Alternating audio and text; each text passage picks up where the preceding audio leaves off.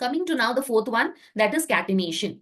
Now carbon, it has a unique property of linking itself, okay, or rather I can say self-linking itself to other carbon atoms to give open chain or cyclic structure.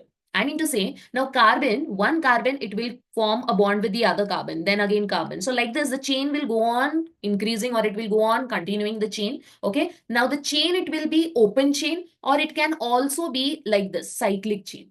Okay. So this property of carbon, that is the self-linking property of a carbon with the other carbon atoms, it is called as catenation. And in carbon, the C bond enthalpy. Now, bond enthalpy means the energy which is required to break this bond. Okay, it is called as bond enthalpy. So, in carbon, the bond enthalpy is very large. And so, carbon shows catenation very easily because the bond is what? The bond is very strong, carbon-carbon bond. So, if it is forming linear chain, then the chain will be in this form. For branched chain, there will be a linear chain. Okay, there will be a linear chain which is attached to one branching. As you can see, there is a linear chain, and then there is what? There is branching. Cyclic means it will be in a ring form. Okay, it will be in a ring form. Clear? And catenation, remember students, it is responsible for the existence of such a large number of organic compounds. Thanks for watching.